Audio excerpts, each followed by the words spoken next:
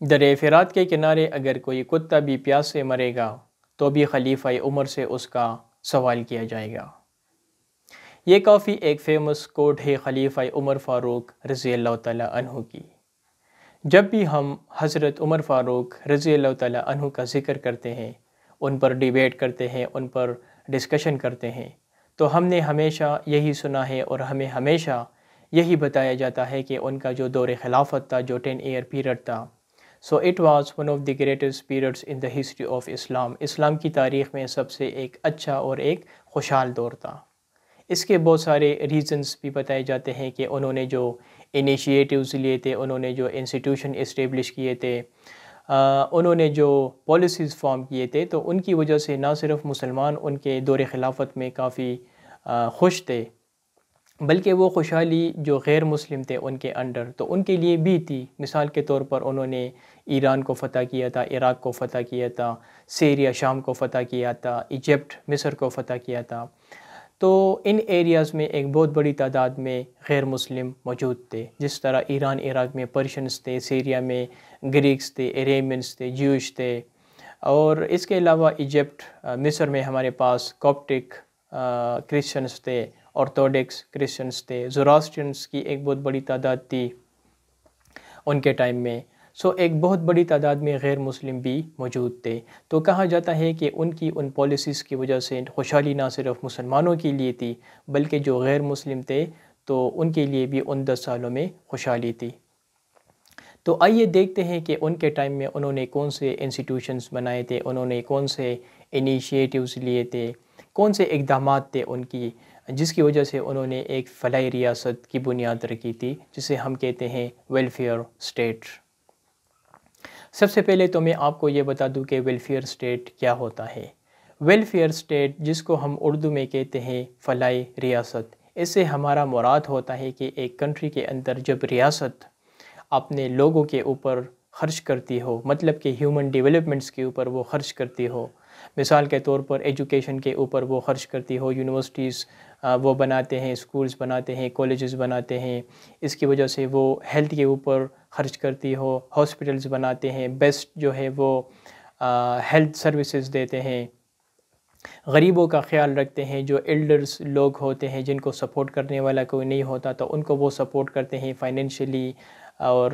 ہر قسم کی فیسلٹیز ان کو دیتے ہیں۔ اسی طرح جو نوجوان طبقہ ہوتا ہے تو ان کو سپورٹ کرتے ہیں، ان کو نوکریاں دیتے ہیں، اگر ان کے پاس نوکریاں نہ ہو تو ان کو فور دا ٹائم بینگ جو ہے وہ وظیفہ دیتے ہیں، جنہیں ہم اسٹیپنڈس کہتے ہیں۔ اس کے علاوہ جو کرائمز ہو رہے ہوں تو وہاں پر جو لوگ ہیں ان کو سپورٹ کر رہے ہو۔ اس کے علاوہ جب کاروبار ہو رہا ہو تو ملک کے اندر جو ٹریڈرز ہوتے ہیں، جو کاروباری لوگ ہوتے ہیں، جو بزنس مین ہوتے ہیں تو ان کو سپورٹ کرتے ہیں، انفراسٹرکچرز پر وہ پیسے خرچ کرتے ہیں، روڈز بناتے ہیں، ڈیمز بناتے ہیں، بہت ساری چیزیں وہ بناتے ہیں لوگوں کے لیے۔ سو ایک کنٹری کے اندر جب ریاست ہیومن ڈیولپمنٹ کے اوپر جب وہ پیسے خرچ کرتی ہو تو اسے ہم کہتے ہیں فلاحی ریاست۔ اگر ماڈرن ٹائم کی بات کی جائے تو ماڈرن ٹائم میں ویلفیئر اسٹیٹ بنی تھی اسکینڈینیویا میں۔ اسکینڈینیویا میں ایک کنٹری ہے جسے ہم کہتے ہیں سویڈن۔ سو سویڈن میں 1930 میں فرسٹ ٹائم جو ہے وہاں پر ایک ویلفیئر اسٹیٹ کی بنیاد انہوں نے رکھی تھی۔ اس کے بعد پھر ہم نے دیکھا کہ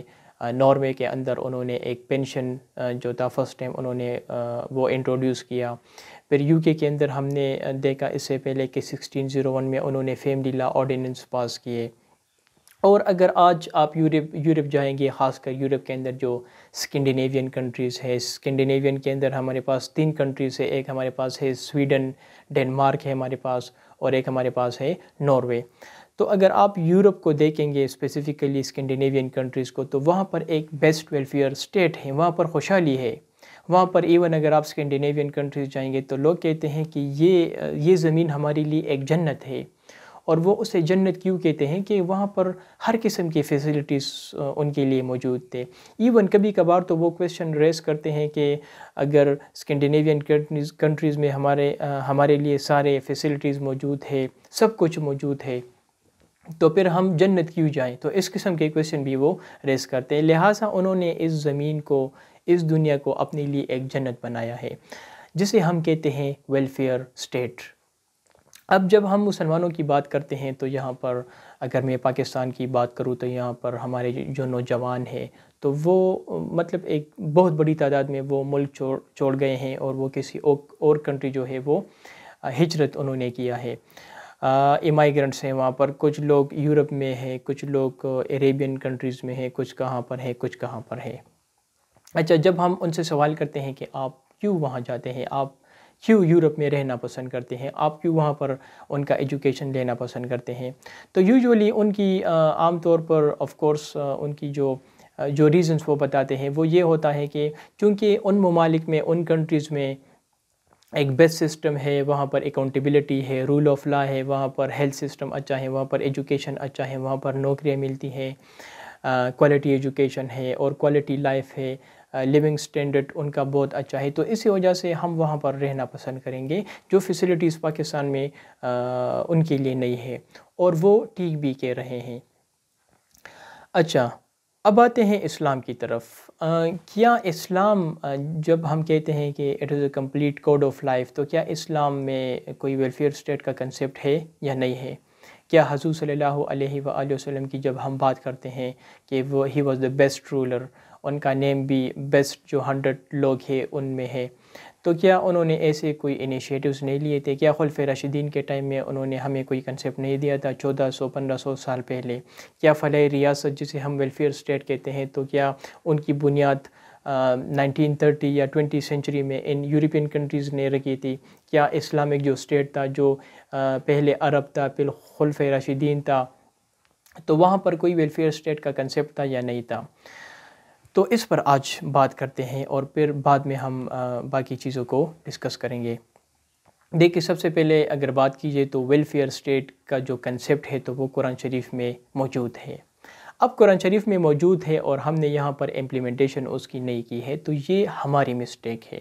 ٹھیک ہے۔ دیکھیے، اللہ تعالیٰ نے قرآن شریف میں، اگر آپ اسلام اسٹڈی کریں گے تو آپ یہ نہیں کہہ سکتے کہ اسلام کے اندر ایک پورا اکنامک سسٹم موجود ہے، نو۔ اللہ تعالیٰ آپ کو صرف پرنسپلز دیتے ہیں، اس پرنسپلز کو آپ نے جو ہے وہ امپلیمنٹ کرنے ہیں۔ مثال کے طور پر اگر آپ کہتے ہیں کہ الیوم اکملت لکم دینکم، اسلام میں جو ہے وہ اکنامک سسٹم بھی ہے، سوشل سسٹم بھی ہے، اور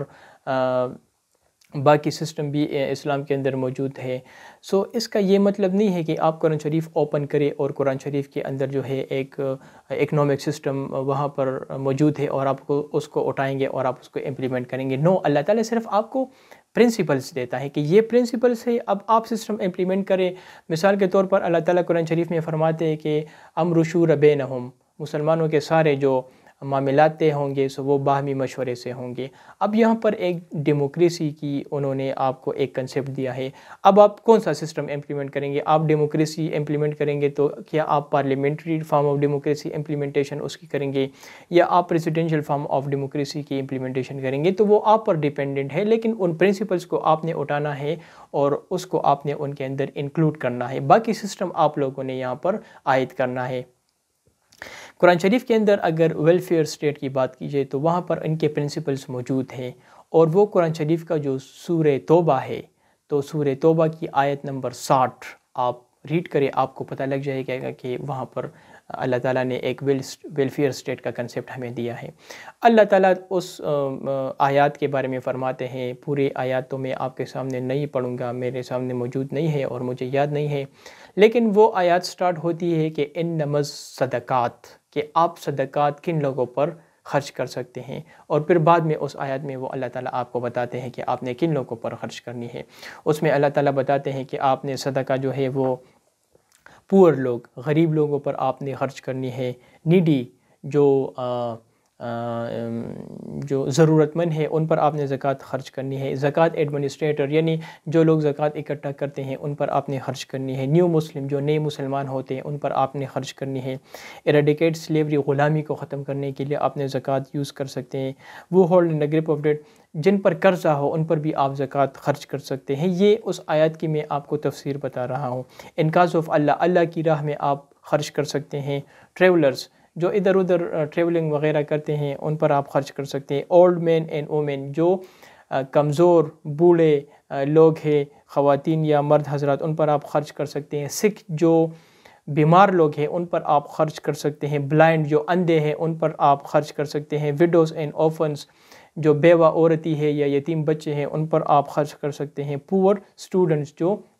غریب وہ ہے اسٹوڈنٹس ہے تو ان پر آپ خرچ کر سکتے ہیں۔ لہٰذا یہ سورہ توبہ کی جو آیت نمبر 60 ہے تو اس میں اللہ تعالیٰ نے ویلفیئر اسٹیٹ کی بنیاد رکھی ہے۔ اب اس کو مد نظر رکھتے ہوئے حضرت محمد صلی اللہ علیہ وآلہ وسلم نے ریاست مدینہ میں پھر اس کی بنیاد رکھی،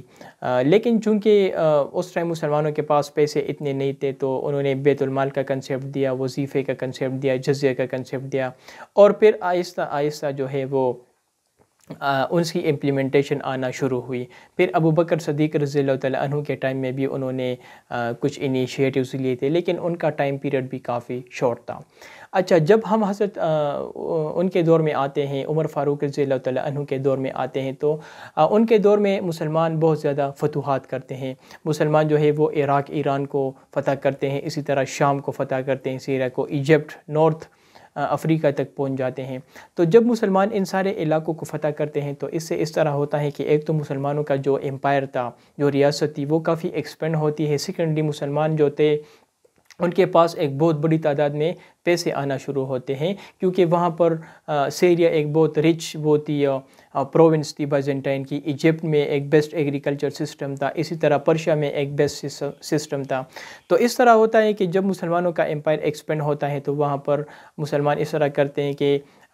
ان کے پاس ٹیکسیشن آنا شروع ہوتا ہے، گولڈ آنا شروع ہوتا ہے، پیسے آنا شروع ہوتا ہے، باقی جو کمیونٹیز چیزیں ہوتی ہیں، اشیاء ہوتی ہے تو وہ آنا شروع ہوتی ہے، تو پھر بیت المال میں پیسے بہت زیادہ آتے ہیں۔ پھر اس کے لیے عمر فاروق رضی اللہ تعالیٰ عنہ اس طرح کرتے ہیں کہ ایک مکمل ایک سسٹمیٹک سسٹم بناتے ہیں۔ اب وہ پالیسیز کیا آتے ہیں؟ وہ پالیسیز یہ تھے، یہ میں آپ کے سامنے پہلے پالیسیز کے بارے میں بتاتا ہوں کہ ان کی کیا کیا پالیسیز تھے، پھر میں ڈیٹیل کے ساتھ ان کو بتاتا ہوں۔ ensuring access to adequate food. Second, financial security to those in need. Empowering marriage with financial security. Social security benefits for the elderly. Social security through investment opportunity. Boosting social welfare loans. Assistance with the payment of debt. Social insurance. Stipends. Overall mechanism for social security and welfare. اچھا، سب سے پہلے وہ اس طرح کرتے ہیں کہ وہ ایک پینشن سسٹم وہ اسٹیبلش کرتے ہیں۔ پینشن سسٹم اس کے دور میں اسے کہا جاتا تھا دیوان آف عمر۔ یہ ایسا ہوتا تھا کہ ان کے پاس اپنا ایک رجسٹر ہوتا تھا، اور اس رجسٹر کے اندر انہوں نے مسلمان، غیر مسلم، جتنے بھی لوگوں کو وہ وظیفہ دیتے تھے تو ان سب کو انہوں نے ان کی کیٹیگرائزیشن انہوں نے کی تھی۔ مثال کے طور پر اگر بات کی جائے ان کیٹیگرائزیشن کی، تو سب سے پہلے حضور صلی اللہ علیہ وآلہ وسلم کی جو بیویاں تھی خاتم النبیین، تو ان کے لیے انہوں نے وظیفہ مقرر کیا تھا 12,000 درہم۔ غزوہ بدر میں جو صحابہ کرام نے جو پارٹیسپیشن کیا تھا، 313 صحابہ کرام تھے، تو انہوں نے 5,000 درہم ان کے لیے مقرر کیا تھا۔ حضور صلی اللہ علیہ وآلہ وسلم کے جو گرینڈ سن تھے، نواسے تھے، ان کو وہ 5,000 درہم دیتے تھے۔ کنورٹس ان ویئر آف احد میں جن لوگوں نے پارٹیسپیشن کیا تھا یا مسلمان ہوئے تھے تو ان کے لیے انہوں نے 4,000 درہم مقرر کیا تھا۔ فتح مکہ اور غزوہ احد کے درمیان جو لوگ مسلمان ہوئے تھے تو ان کے لیے انہوں نے 3,000 درہم مقرر کیا تھا۔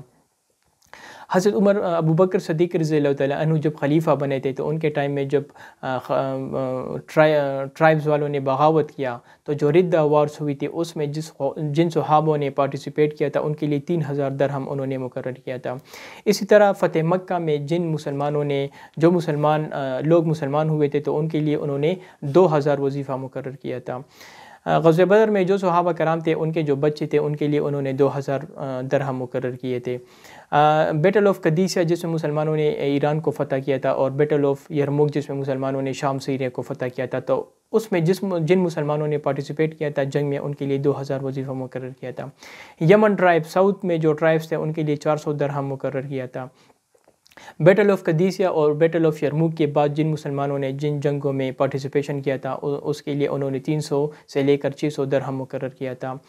انصار اور مہاجرین کے جو بیویاں تھے، وائس تھے، ان کے لیے 200 سے 400 درہم انہوں نے مقرر کیا تھا۔ اسی طرح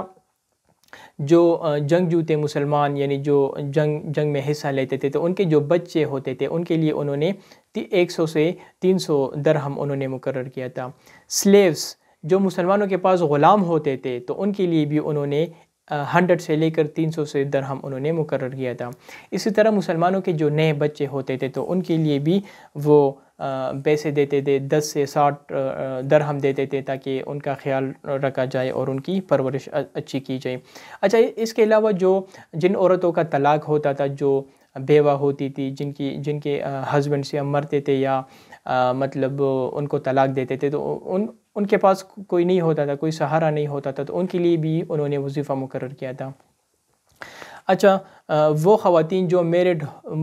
تھی یا میرڈ نہیں تھی لیکن نوجوان تھی، تو ان کو سپورٹ کرنے کے لیے بھی وہ وظیفہ ان کو دیتے تھے۔ وہ لوگ جو ایمائیگرنٹس ہوتے تھے، یعنی ان کا تعلق کسی اور ایریا سے ہوتا تھا لیکن وہ آتے تھے اور مسلمانوں کے سلطنت میں رہتے تھے، تو ان کے لیے بھی انہوں نے وظیفہ مقرر کیا تھا، جو کہ آج آپ یورپ جائیں وہاں پر آج بھی لوگ دیتے ہیں، تو اس ٹائم وہ دیتے تھے۔ پور اینڈ نیڈی، زکوٰۃ سے وہ جو غریب لوگ ہوتے تھے یا ضرورت مند ہوتے تھے تو ان کو وہ پیسے دیتے تھے۔ اچھا، نیو بورن الاؤنس کے بارے میں نے آپ کو بتایا کہ جب نئے بچے پیدا ہوتے تھے تو ان کے والدین کو وہ کچھ پیسے دیتے تھے تاکہ آپ کسی ٹائم تک ان کا خیال رکھ سکیں۔ ینگسٹر، وہ نوجوان، وہ یوتھ جو کہ نوجوان ہوتے تھے لیکن ابھی تک ان کا انکم وغیرہ نہیں تھا، کوئی سپورٹ کرنے والا نہیں تھا، تو فور دا ٹائم بینگ کسی ٹائم تک وہ ان کو پیسے دیتے تھے، تقریباً کچھ 100 درہم تک وہ ان کو پیسے دیتے تھے۔ اچھا، ان کی باقی پالیسیز کے بارے میں آتے ہیں۔ ایک ہے سوشل انشورنس، یہ وہ پالیسی تھی کہ جب مثال کے طور پر کوئی کرائم ہوتا تھا، کوئی بندہ کسی کو مارتا تھا، کل کرتا تھا اور ان کو سزا دی جاتی تھی اور وہ جیل میں ہوتا تھا، کسٹڈی میں ہوتا تھا ریاست کا، تو ان پر جب جرمانہ ہوتا تھا اور وہ تو اس طرح ہوتا تھا کہ عمر فاروق رضی اللہ تعالیٰ عنہ کے ٹائم میں وہ لوگ انویسٹیگیشن کرتے تھے اور جو اندر ہوتا تھا جیل کے اندر، اگر اس کے اوپر کوئی جرمانہ وغیرہ ہوتا تھا اور وہ افورڈ نہیں کر سکتا تھا تو پھر ریاست اس کو سپورٹ کرتا تھا، جسے سوشل انشورنس کہا جاتا ہے۔ Assistance with payment of debt, وہ لوگ جن پر بہت زیادہ قرضہ ہوتا تھا اور وہ افورڈ نہیں کر سکتے تھے، تو ریاست عمر فاروق رضی اللہ تعالیٰ عنہ کے ٹائم میں ریاست بیت المال سے ان کو پیسے دیتے تھے۔ سوشل ویلفیئر تھرو انویسٹمنٹ، اس سے اس طرح ہوتا تھا کہ عمر فاروق رضی اللہ تعالیٰ عنہ لوگوں کو وظیفہ دیتے تھے اور وہ ان کو ہدایت دیتے تھے کہ آپ اس پیسے کو استعمال کریں، کیٹلز لے لیں، مال مویشی لے لیں، تاکہ فیوچر میں آپ کو جو ہے اکانومی جو ہے سٹیبل رہے گی۔ تو اکانومی کو سٹیبل رکھنے کے لیے وہ اس طرح اقدامات لیتے تھے تاکہ جو نوجوان طبقہ ہو وہ اچھا ہو۔ اچھا، ایک اور پالیسی تھی بوسٹنگ سوشل ویلفیئر لونز، اس میں 2 قسم کے پالیسیز ہوتے تھے۔ ایک تو اس طرح ہوتا تھا کہ عمر فاروق رضی اللہ تعالیٰ عنہ جو بڑے بڑے بزنس مین ہوتے تھے تو ان کو بیت المال سے ایک بہت بڑی اماؤنٹ میں وہ رقم دیتے تھے، اور وہ رقم اس شرط پر دیتے تھے کہ آپ اس پر کاروبار کریں، اگر لاس ہوگا تو بھی بیت المال جو ہے اس میں شیئر ہوگا، اور اگر پروفٹ ہوگا تو بھی ہمارے شیئر ہوگا۔ مطلب آج اگر آپ جاتے ہیں بینک، تو بینک میں جب آپ جاتے ہیں تو وہاں پر وہ آپ کو لون دیتے ہیں، لیکن اگر آپ پروفٹ کریں گے تو وہ مطلب ان کے شیئرز ہوں گے، لیکن اگر آپ لاس کریں گے، نقصان کریں گے، تو پھر وہ آپ کے ذمہ دار نہیں ہوں گے۔ عمر فاروق رضی اللہ تعالیٰ عنہ کی یہ پالیسی تھی کہ وہ آپ کو لون دیتے تھے، اگر آپ نقصان کرتے تھے یا آپ پروفٹ کرتے تھے تو دونوں میں وہ آپ کے ساتھ شریک ہوتا تھا، جسے اس ٹائم وہ کہتے تھے مداربہ، پروفٹ اینڈ لاس شیئرنگ اسے کہا جاتا ہے۔ سیکنڈلی، وہ شارٹ ٹرم ریکوائرمنٹس، ایسے لوگ جنہیں چھوٹی موٹی قرضہ وہ دیتے تھے، وہ خود کو سٹیبل کرتے تھے اور پھر گارنٹی کے طور پر وہ کچھ عرصے بعد وہ پیسے ان کو واپس کرتے تھے، اور یہ فری انٹرسٹ فری لون تھا، مطلب کہ آپ کو سود نہیں دینا پڑتا تھا اس کے اوپر۔ اچھا، ایک اور پالیسی تھی social security benefit for elderly, وہ لوگ جو بہت زیادہ بوڑھے ہوتے تھے، ان کو سپورٹ کرنے والا کوئی نہیں ہوتا تھا تو ان کو وہ سپورٹ کرتے تھے، ان کو وہ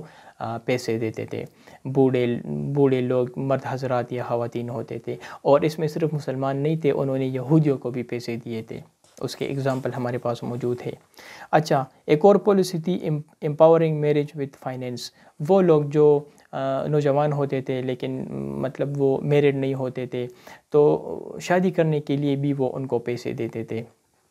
تاکہ وہ ان کی شادی جلدی سے جلدی ہو جائے۔ اس کا ہمارے پاس ایک ایگزامپل بھی ہے کہ کوفہ کے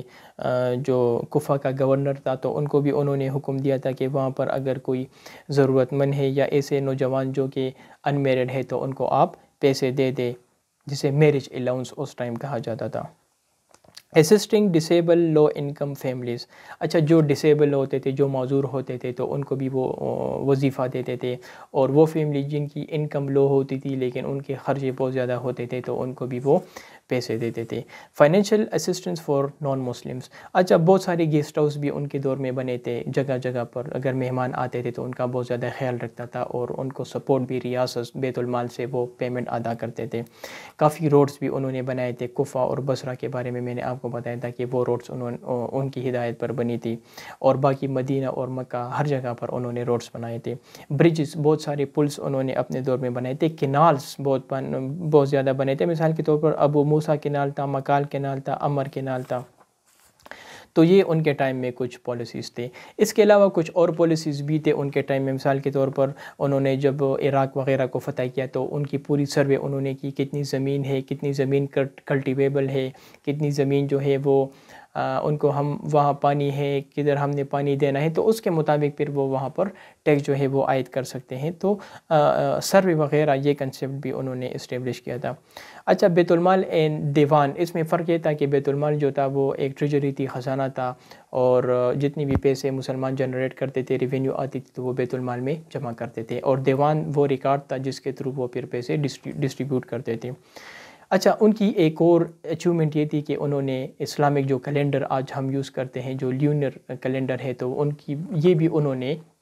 انٹروڈیوس کی تھی۔ اس کے علاوہ بہت سارے ٹیچرز اور قاضیز کو انہوں نے اپوائنٹ کیا تھا اپنے دور میں۔ اچھا آج جو خانہ کعبہ ہے تو اس کے ٹائم میں یہ کافی ایک چھوٹا ایریا تھا، تو اس کے ارد گرد بہت سارے مکان وغیرہ تھے، تو انہوں نے حکم دیا، ان لوگوں کو پیسے دیے، اور جتنے بھی مکان تھے تو وہ سارے انہوں نے ڈیمولش کیے، تو آج جو ایک بہت بڑا احاطہ ہے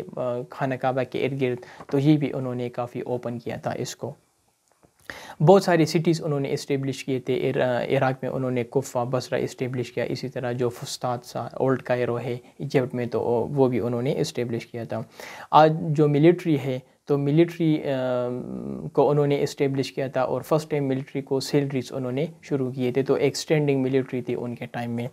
بہت سارے ملٹری ڈسٹرکٹس جنہیں اس ٹائم جنٹس کہا جاتا تھا تو وہ بھی انہوں نے اسٹیبلش کیا تھا۔ اچھا بہت سارے صوبوں میں جو تھے وہ ہوتے تھے انٹیلیجنس آفیسرز ہوتے تھے جو انویسٹیگیشن وغیرہ کرتے تھے، تو وہ بھی انہوں نے اس ٹائم انٹروڈیوس کیے تھے۔ اچھا بہت ایسے گورنرز ہوتے تھے جو میرٹ پر وہ اپوائنٹ کرتے تھے، اور جو گورنرز ہوتے تھے تو اگر لوگوں کی کوئی شکایت ہوتی تھی تو وہ فوراً ان کو چینج کرتے تھے۔ مثال کے طور پر کوفہ میں پہلے سعد بن ابی وقاص تھے، پھر لوگوں نے شکایت کی، پھر انہوں نے عمر بن یاسر کو اپوائنٹ کیا، پھر لوگوں نے شکایت کی، پھر انہوں نے ابو موسیٰ الاشعری کو اپوائنٹ کیا، پھر لوگوں نے شکایت کی، پھر انہوں نے مغیرہ بن شعبہ کو اپوائنٹ کیا۔ اس کے علاوہ بصرہ کی بات کی جائے، وہاں پر پہلے عتبہ بن غزوان تھا، پھر لوگوں نے شکایت کی، اس کے بعد انہوں نے مغیرہ بن شعبہ کو اپوائنٹ کیا، پھر لوگوں نے شکایت کی، پھر انہوں نے ابو موسیٰ الاشعری کو اپوائنٹ کیا۔ تو یہ ان کے ٹائم میں ایک سوشل ویلفیئر اسٹیٹ تھا، اور جو سوشل ویلفیئر اسٹیٹ کیا ہوتا ہے کہ رائٹس آف مائنورٹیز کا آپ نے خیال کرنا ہے، ڈسیبل کا آپ نے خیال کرنا ہے، ڈرگس ایڈکشن وغیرہ ان سب چیزوں کا آپ نے خیال کرنا ہے۔ تو یہ سارے ان کے ٹائم میں بہت سارے کچھ انیشیٹوز انہوں نے لیے تھے، اور یہ ساری چیزیں آج جس کا ذکر میں ابھی کر رہا ہوں جو ان کے ٹائم میں تھا، تو یہ آپ یورپ جائیں وہاں پر یہ ساری چیزیں موجود ہیں۔ تو یہ پورا نظام تھا، یہ پورا سسٹم تھا حضرت عمر فاروق رضی اللہ تعالیٰ عنہ کے ٹائم میں۔ ایون اگر اب بات کی جائے تو اسلام میں مائنورٹیز کا بھی کافی خیال رکھا جاتا ہے۔ مثال کے طور پر حضرت حضور صلی اللہ علیہ وآلہ وسلم نے جب مدینہ ہجرت کیا تو مدینہ میں انہوں نے کیا کیا، مدینہ میں انہوں نے چارٹر آف مدینہ کی، جس میں جوش اور کرسچن سب کو انہوں نے رائٹس دیے۔ اسی طرح عباسینیہ ماڈل کو دیکھی جائے تو ایک صحابی تھا عمر بن امیہ، یہ جو تھا مسلمان نہیں تھا، اور بینگ نان مسلم حضور صلی اللہ علیہ وآلہ وسلم نے ایتھوپیا آج کی جو کنٹری ہے جسے اس ٹائم عباسینیہ کہا جاتا تھا، تو وہاں پر انہوں نے اس کو اپوائنٹ کیا تھا ایز اے ایمبیسڈر، اور وہ ایک نان مسلم تھا، وہ مسلمان نہیں تھا۔ آج یہاں پر پاکستان میں جو ہے یہ نہیں ہے۔ اسی طرح حضور صلی اللہ علیہ وآلہ وسلم کی بات کی جائے تو مدینہ کے اندر جیوش کے بہت سارے اور بھی ٹرائبس تھے، صرف وہ 3 بڑے ٹرائبس نہیں تھے۔ مثال کے طور پر بنی عریس کے ساتھ ان کا ایک بہت اچھا تعلق تھا، ان کے لیے انہوں نے وظیفہ مقرر کیا تھا۔ اسی طرح حضور صلی اللہ علیہ وآلہ وسلم، آپ نے سنا ہوگا کہ یہود کا ایک بچہ تھا جو بہت بیمار تھا، تو ان کی عیادت کے لیے وہ گئے تھے۔ اچھا، عمر فاروق رضی اللہ تعالیٰ عنہ کے ٹائم میں ایک گریک کرسچن تھا جس کو انہوں نے چیف اکاؤنٹنٹ اپوائنٹ کیا تھا۔ اسی طرح ایک ڈیلیگیشن آئی تھی حضور صلی اللہ علیہ وآلہ وسلم کے پاس، مدینہ میں نجران سے کرسچنس تھے۔ جب ان کے عبادت کا ٹائم ہوا تو حضور صلی اللہ علیہ وآلہ وسلم نے ان کو اجازت دیا کہ آپ مسجد نبوی کے اندر اپنا عبادت کر سکتے ہیں۔ اسلام کے اندر جتنے بھی ورشپنگ پلیسز تھے، عبادت گاہ تھے، ان کو پروٹیکٹ کیا جاتا تھا۔ اس کے علاوہ جتنے بھی چرچز تھے تو آپ چرچ کو جو ہے نہیں توڑ سکتے، آپ مندر کو جو ہے نہیں توڑ سکتے، اور ان کو آپ بغیر ریزن جو ہے کل بھی نہیں کر سکتے۔ لہٰذا یہ سارے جو میں نے آپ کو بتایا ہے، یہ ایک ویلفیئر اسٹیٹ کی کنسیپٹ ہے جو اسلام نے 1400 سال پہلے سورہ توبہ کی آیت نمبر 60 میں ہمیں دی ہے، جس کی امپلیمنٹیشن پہلے حضور صلی اللہ علیہ وآلہ وسلم نے کی، پھر ابو بکر نے کی، اور پھر عمر فاروق رضی اللہ تعالیٰ عنہ نے کی۔ تو یہ عمر فاروق رضی اللہ تعالیٰ عنہ کے پالیسیز تھے۔ اور آج اگر ہم بہت پیچھے رہ گئے ہیں تو یہ ہماری مسٹیک ہے، ٹھیک ہے، یہ اس میں اسلام کا کوئی قصور نہیں ہے۔ اسلام نے ہمیں پرنسپلز دیے ہیں، جب تک ہم ان پرنسپلز کو فالو کریں گے تو ہم خوشحال رہیں گے۔ جب تک ہم ان پرنسپل کو فالو نہیں کریں گے تو ہماری یہی حالت ہوگی جس طرح آج ہے۔ Thank you very much.